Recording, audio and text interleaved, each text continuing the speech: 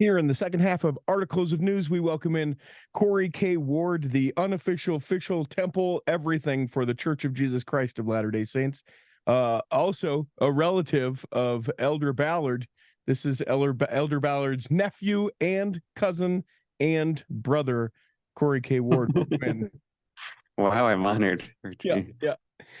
Don't claim it, though. Don't claim that you're any of those things or you're in big trouble. Corey comes in and he talks about all things temple with the church.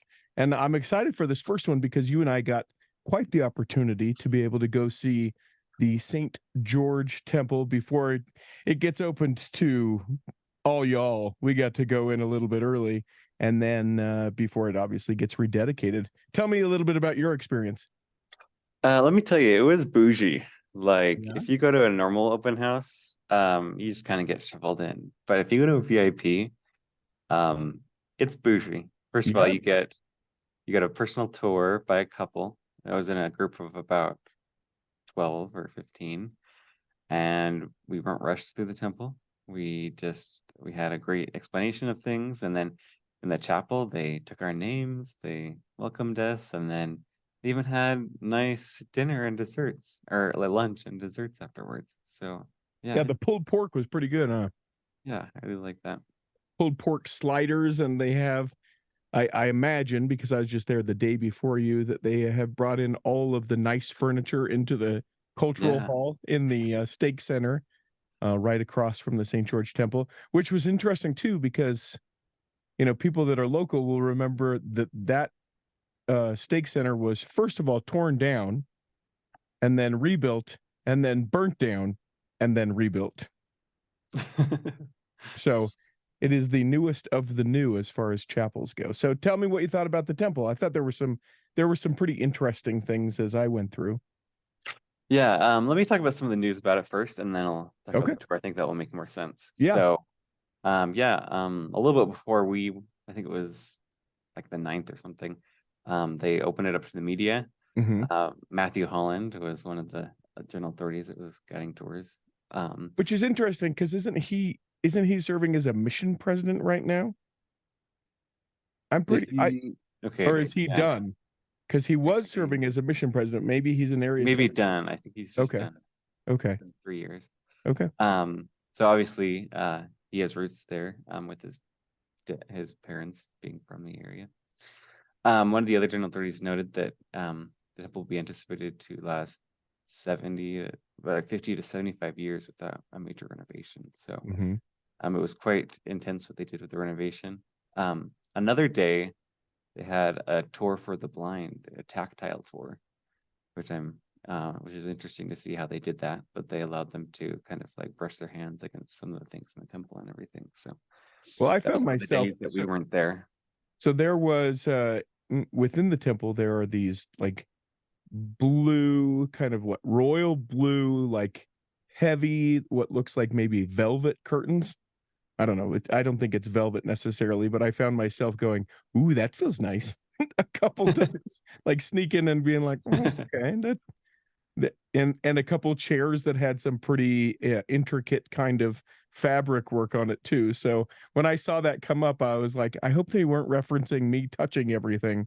No, it was, a tour for the blind, which is incredible. I think it's awesome that we're thinking about all of the ways in which more and more people can experience the temple. Yeah, definitely. The church provided some information about the temple. Let me just run through some of these facts quickly, and then we can just appreciate how, I guess, historic this temple is. So it was announced in 1871. If you notice on the top of the temple, they put that date on there that wasn't there before.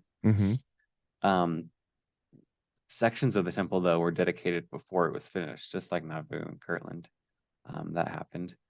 The temple endowment was first transcribed by Brigham Young and Wilford Woodruff, who was the first president. The endowment had been passed on along word of mouth ever since Joseph Smith. So interesting. Okay. These ordinances were standardized. They were first done for the dead.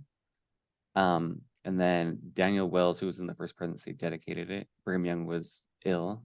He died later that year, but he, I guess, is the one that fully dedicated the temple. And then Wilford Woodruff was basically the pioneer president of the temple. He recorded 25,000 baptisms for the dead, 12,000 endowments, and almost 4,000 sealings in the first year of the temple. Jeez. And later that year, he recorded a vision where he saw some of the world leaders, and he performed their ordinances for them. And then in just a year after the temple was dedicated, it was struck by lightning, and it burned down the wooden spire that was there. So they constructed a bigger one out of fiberglass. And it was kind of the first temple where they separated, basically, they had public space and then they had ordinance space, and then they kind of got rid of that public space and just focused the temple on the private ordinance space. Which was interesting. So in our tour, because they take you everywhere in the temple, they took us to the assembly hall, which, from what I understand, had just essentially been rotted. They weren't, before they did the refurb of everything, like they wouldn't allow people up into that space because of how bad it was. They were afraid, for people's safety and stuff like that. And then the discussion, and get ready to be quizzed, Corbin K. Ward, the Pharaoh. There are 7 temples with assembly halls. Can you do it? Can you name the ones? Okay, well, St. George, obviously. Then there's Logan, Manti, and Salt Lake. Okay. 4 Utah ones. And then Nauvoo had a smaller one reconstructed in there. Los Angeles, Washington, D.C. Look at you. See? And that's 7, yeah. Yeah. Nailed it. The one that I forgot was L.A. I knew D.C. did because that we had mentioned that when we had the rededication. But if people don't even know what we're talking about, if you look in the Kirtland Temple, which technically, another one, but not owned by us, it's the large room where on either side, you sort of see this depicted when the prophet Joseph Smith sees the Savior when the temple is rededicated, and Oliver Cowdery, and you see the picture of Christ kind of on the pulpit east side of the Kirtland Temple. Those assembly halls are only in 7 of the temples, and it's interesting to me to think about that. Not necessarily interesting for like Logan or Manti or Salt Lake or St. George, but when you start to get into some of these other ones, like Nauvoo, because of course it was a remake of the original, sure, that makes sense too. But then I start to muse about like why Los Angeles, a temple built 80 years or some later, that one stumps me, or Washington D.C. and the thing that I think is genuinely, I think that they probably thought that it's like, hey, here is this coast kind of place that we can meet, and then obviously that's why they have one in D.C. as well.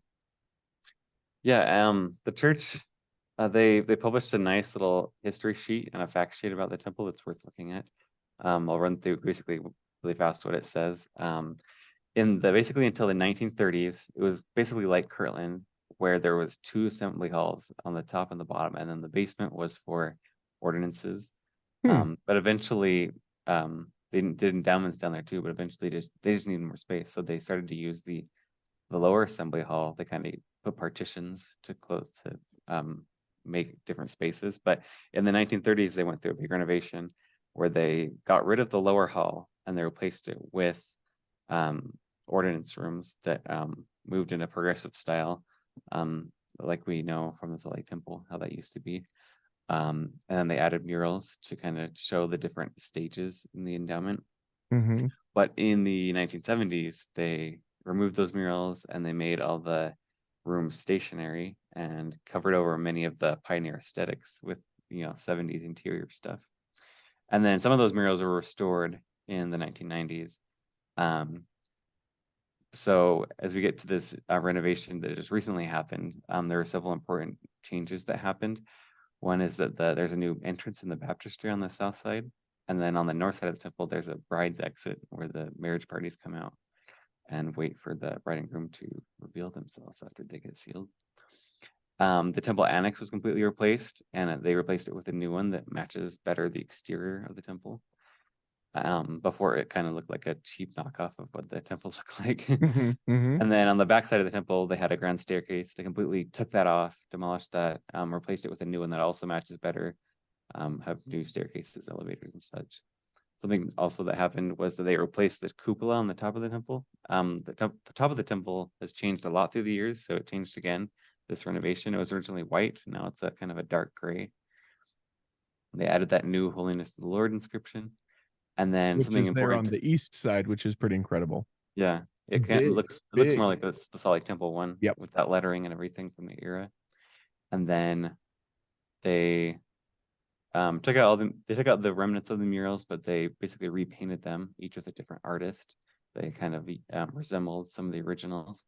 And then they replaced all the glass, which I was told before you could tell what glass was original in the temple because it was like wavy. It was like the old glass, it's like drooping. So what was I gonna? Oh, did you know? Interesting. And I haven't read ahead to see if you mentioned this, but it doesn't look like you do. Did you know the reason why it has so many ceiling rooms? It has like 30 ceiling rooms in this 17. 17. Yeah, really a ton. Which That's is more I think it's more than what the Salt Lake Temple used to be even. I think it's gonna have more eventually, but yeah. But do you know why? Is it because in the temple fact sheet they mentioned that obviously this is the only temple for many years in Utah, and so the route down to St. George was called the honeymoon trail because you get married and then you go on your honeymoon to St. George. So I'm assuming it's because just a lot of ceilings are performed. Yes, probably. And okay. Up on the top floor, and I didn't know this until my tour, there used to be like essentially like hotel rooms. It was like a bed and breakfast. You could stay. Okay. You could stay in the temple while you were there doing ordinance work because, as you mentioned, people would come from all over. This was only a temple. They didn't have a place to stay. And so on the top floor of the St. George Temple, some of those ceiling rooms, in fact, I don't know, 8, 9, 10 of them were like little, your little hotel room. And so they put those into, it's wild. I love it. I love all of it. I love its uniqueness. I love that it's not modular.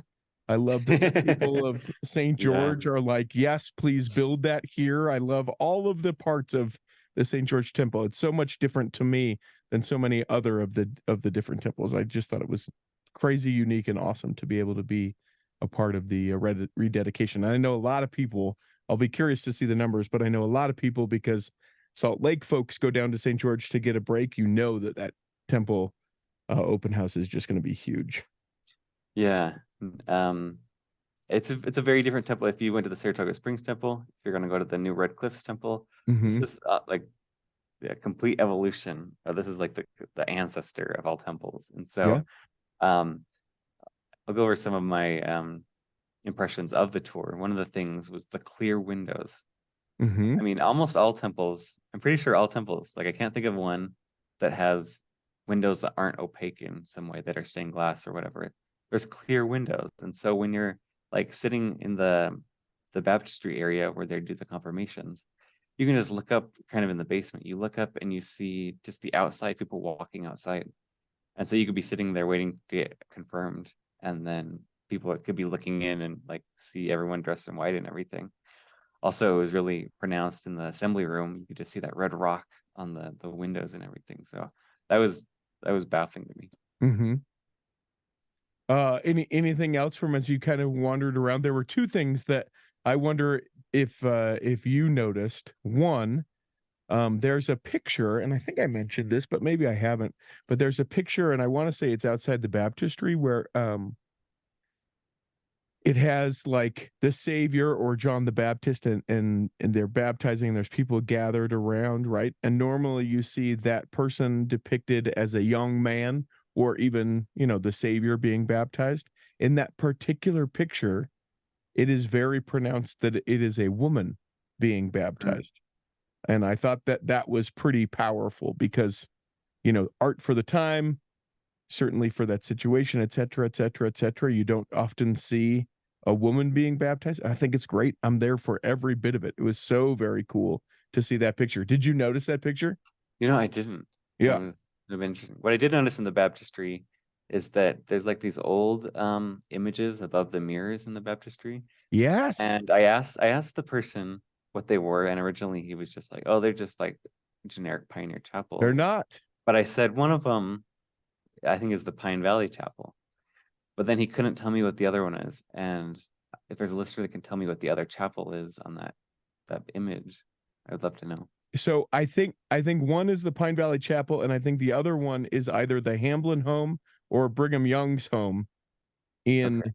St. George. Well, That it had was like a tower on it, so I yeah, don't that know. was what we came up with. Okay. But yeah, and that I think that's OG stuff on the on the in the Yeah. baptistry above those. I think those are original, and that's the thing, and why I love you so very much. There's my proclamation, is like you and I are the same way. We're like, yeah, it's great. And the thing that was funny is that we were the first tour of this stake presidency, stake president and his wife taking us through, and they were very good about like, hey, all of like your factual, like, what's this, when was this, who is this, we don't know this, but we want you to feel this. And so I at least appreciated this. And um when we would ask a question that we didn't know the answer to, he would say, we appreciate you asking that question, and she would write down what the question was. And when we Oh got yeah.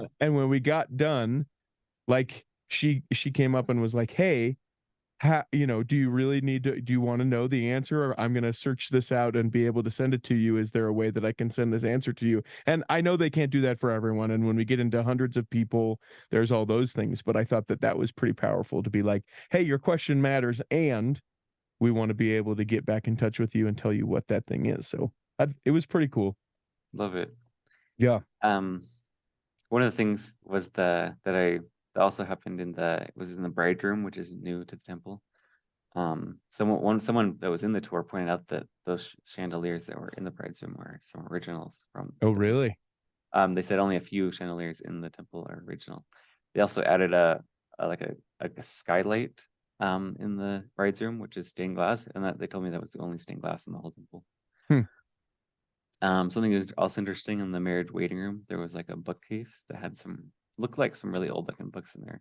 Someone can tell me like what those books are and if they're just decoration or if they're really old. That would be cool to know. So we asked about that, and they said that they were replicas, because I was like, Okay, what yeah. is this? And they're like, well, they're cool looking. And I was They're like, cool all right, looking. all right. Yeah, because Gotcha. I mean, you think about it, in a day and an age where people are, sneaking their phones in and trying to, that they can't do something like, this is an original $1 million Doctrine and Covenants just hanging out here in the celestial, Yeah. it's unfortunate, because it would be cool to have some of that in there. But yeah, we were told it was just sort of decoration. Something I didn't know before the tour was that in the chapel, which is where you wait to start an endowment session, they have these large murals on both the front and the back. We only saw pictures. The church only released pictures of the front, but there's also pictures of it in the back. These are copies from the original St. George Temple Annex, which was recently demolished. But they got a digital copy of these paintings. One is of the Ascension of Jesus, and then the other one is of Jerusalem. And yeah, they replicated those big mural paintings in the chapel. Which is pretty cool the way they did it too, because as I understand it, they took really, really amazing, immaculate pictures, and then if you look real close, it's like almost like a wrap on your car. Like they got all the different intricacy and dimensions of all the things in the room, and then it's just sort of like cut and wrapped on the wall. It's incredible, some of the stuff that they do, because if you Yeah. don't if you don't look real close, you go, oh, that's a painted mural on the wall, but then you look close and it's like, there's pixels, look at that. Okay. Yeah, I wish I would have looked that closely. From there, we took the grand staircase all the way up to the assembly room, which is what you were talking about. They told me also the floor was completely replaced. They completely replaced all the pews, but they did a really good job of making it feel like these pews were like from the pioneers, like wooden pews with sloped seating and everything. They pointed out the acronyms that are on the podiums on each side. There's the Aaronic priest on the west and the Melchizedek priest on the east. I have a link that has the names of those acronyms if you want to look it up. So yeah, the resources that you put together for the show notes on this is just incredible. People could spend, an entire Sunday studying all this stuff. It's pretty cool. yeah, and then I really like the new murals that were painted in. I really liked in the garden room. They painted, this is pretty original from these pioneer temples is they put 2 trees in the garden room. One is obviously the tree of life, and the other the tree of knowledge of good and evil. And they pointed out that the evil tree has a serpent in the branches. So like an interesting detail to look for there. I really like the celestial room too. I like the chandeliers in there. I like that they had like golden beehives above the windows. I thought that was pretty cool. Just like some older temples, they have ceiling rooms that connect to the celestial room. So they called this the East Ceiling Room. It's one of the 17 ceiling rooms in the temple. So one last thing that I just wanted to point out, and then we should probably move on because we got about 5 minutes to get through an historic date of the church and temples. As you go into, I believe it's the men's changing room for the endowments. Mm-hmm. The piece of art that's there as you make your way into the changing rooms. I'm not sure I imagine that if you saw it, you would have mentioned it. It's a gentleman in the priesthood laying his hands in a priesthood fashion on a black gentleman. And I thought that was pretty powerful. I hadn't seen that piece of art before, but yeah, if you saw the women's room as well, they have a lady that I think is being blessed by someone as well. Yeah, it's incredible. But I have seen those paintings in the Provo Temple before. So they really? are kind of being circulated amongst all the temples. But it is historic that it's in the St. George Temple, because I mean, it was dedicated in a pioneer time when like black people weren't really welcome. And it's Dixie, it's Utah, you know? It's Utah's Dixie. Yeah, exactly. I was just gonna say. So, all right, so now here we go. We are rushing through we're gonna rush the other through all stuff. these. Tell me if you want to save them for later, but no, I mean, let's get as far as we can. Maybe we'll have you come back. The time is only because well, I gotta go take my dad. He's going on a fishing trip. okay, yeah. So I have to take him to the airport. And I said, Dad, you know there's a new, never mind. I'll take you. That's fine. You can ride the train, whatever. Yeah, maybe we get as far as we get, and then on our next articles of news, anything that we don't get, we can bring you on in. We have to get to the triple temple dedication. Let's get at least that. Okay, yeah. On Constitution Day, September 17th, there was 3 temples dedicated. Like we mentioned before, it's a milestone, but like it's a scheduling milestone. It's just kind of a happenstance because of schedule. Their President Hinckley dedicated a temple on a Saturday and a Sunday, and then someone else was on a Sunday. So technically 3 were the same weekend, but it's a scheduling thing. So I'll accept it. But yeah, Brasilia, Brazil, temple number 180. It was dedicated by Nilo Anderson. He spoke Portuguese throughout the dedication. Significant. He used to be an area presence in Brazil. It's the 10th temple in the country. And then Bentonville, Arkansas, number 181. David Bednar, who lived in Fayetteville, Arkansas since 1980 to 1997. As a professor, correct? Is that what professor? It was? Yeah, at one of the universities before he went to BYU, Idaho. This is the first temple in Arkansas. And then Moses Lake was number 182, dedicated by Quentin L. Cook. He used to be the area presidency of that in that area in the northeast or northwest. And then it's the 4th temple in Washington. And the 182nd temple. You know, I'm a little offended that you didn't say that Elder Bednar spoke English as he dedicated the temple, and Elder Cook as well as he dedicated the temple. You know, when we start to point it out for one, Corey K. Ward the Pharaoh, we need to point it out for all of them. Anything significant? I mean, you pointed out some of kind of the factual things as far as that goes, but is there anything that we go, oh man, they said this that we didn't know? Or, you know, sometimes there's that little bit that gets part of the dedication that people go, anything like those? Sure. I mean, Elder Anderson in Brazil, he spoke pretty like grand. He's like, because it's the 10th temple in Brazil, but he says because it's in the capital, the Brazil will never be the same after this temple. The influence of the temple will touch an entire nation. So yeah, it's pretty profound. And yeah, Jason, some of the pictures of this, and we've been sharing them from our social media. So if you haven't found and followed the Cultural Hall, you definitely should. But like some of the pictures from Moses Lake and even the one from Arkansas, pretty incredible the way that they're able to, and I love this about it, that they're able to incorporate some of the local things so that you go, oh, okay, that flower is locally native, or that, whatever the thing is that's depicted. I appreciate that. We don't, as much as we do make some things the same, we do take some things and go, yeah, let's incorporate this into the inside of the temple. So pretty significant. All right, let's wrap it there, shall we? Yeah, let's do it. So next time we chat, we're going to talk about the Lethbridge, Alberta temple, the Lagos, Nigeria temple, Austin, Kona, Cody, Wyoming, Heber Valley, all of the things. You can find and follow us on YouTube, where you can see our good looking faces. You can become a Patreon saint. Go to patreon.com/The Cultural Hall. Corey, I hope that this episode has nourished and strengthened your body. I hope that if you were sick or otherwise afflicted, that you can be here next week. And that when the time comes, you'll be able to travel home in safety. In the meantime, we'll be saving a seat for you on the back row of the Cultural Hall.